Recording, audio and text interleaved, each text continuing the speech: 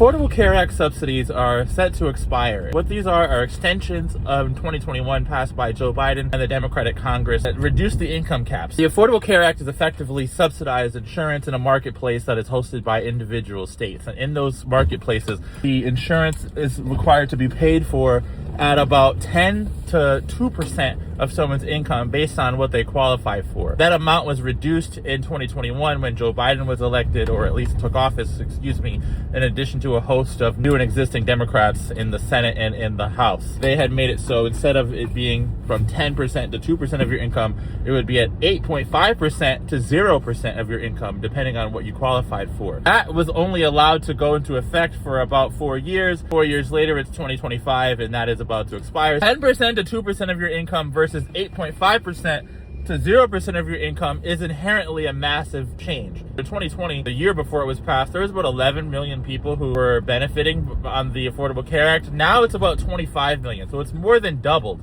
specifically off of that one small increase. You feel like it's just a point here, a point there.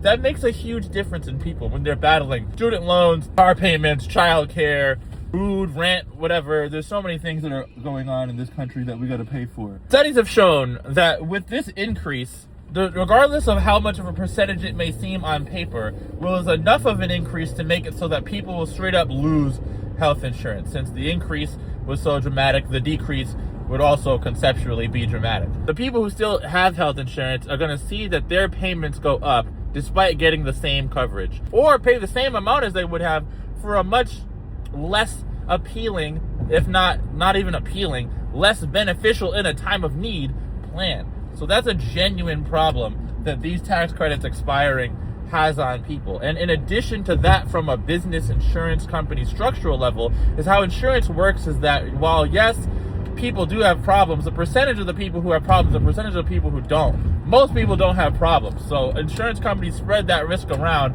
over a wide swath of people. With less people in the pot of being insured, there's less risk of that to spread around. Therefore, it's going to be more likely that an insurance company will actually have to pay out a claim in some specific situation. Thereby, they're going to spread that risk back out onto the customer, just like we see with tariffs, and that's going to make insurance premiums go up anyway. And furthermore, where we are in 2025, everything in general is more expensive than it used to be, and there's just corporate greed on top of that. It's a general problem. So, for many reasons, big and small, the expiration of this enhanced subsidies for the Affordable Care Act is relatively quite consequential, and we should note that.